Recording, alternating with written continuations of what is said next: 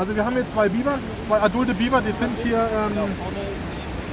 auf einer Astgabel oder auf einem Baumgabel. Beide Tiere sind soweit unverletzt, allerdings gehen wir davon aus, dass sie halt stark erschöpft sind aufgrund des Hochwassers.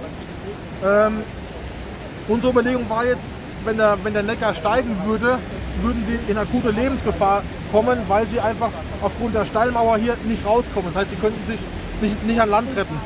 Deswegen war jetzt die Frage mit der Feuerwehr, ob wir die Tiere befreien oder ob wir sie einfach vor Ort belassen und einfach dann heute Nacht hoffen, dass sie sich wegziehen. Jetzt ist es so, dass der Neckar wieder sinkt. Das heißt, es spielt eigentlich den Tieren wieder in die Karten und somit könnten wir sie eventuell auch vor Ort belassen, dass denen nichts passiert. Das Ding ist halt jetzt, man muss halt den Weg hier vorne absperren, weil Passanten sind schon wieder durchgelaufen, wollten zu den Biber hinlaufen und dann haben die natürlich Angst und springen dann ins Wasser. Und das ist natürlich vollkommen kontraproduktiv und deswegen müssen wir uns mal gucken, dass wir das veranlassen können, dass der Weg gesperrt wird und dass wir einfach Ruhezonen für die Tiere schaffen und dass sie einfach dort dann einfach zur Ruhe kommen und nicht gestört werden durch den Menschen. Bei einem Biber denkt man ja, die können schwimmen. Ist das jetzt in dem Fall aussichtslos, dass wenn die jetzt in den Neckar reingehen, ist das eine Gefahr?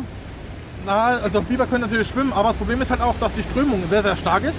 Sie haben keine Plätze, wo sie sich ausruhen können, wie jetzt zum Beispiel an Land, von dem Ufer und so. Das haben wir hier nicht. Das heißt, wir haben jetzt nur noch diese zwei Baumstämme oder diese zwei Baumplattformen, die hier sind.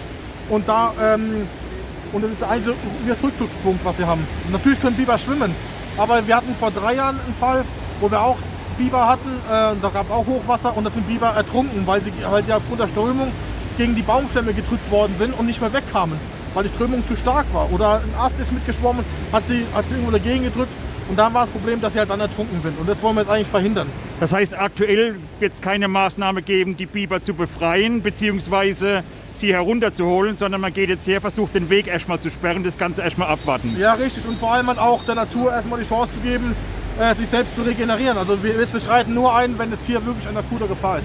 Und das passiert dann, wenn der Wasserstand noch steigen würde, was ja aber jetzt wahrscheinlich nicht passieren wird.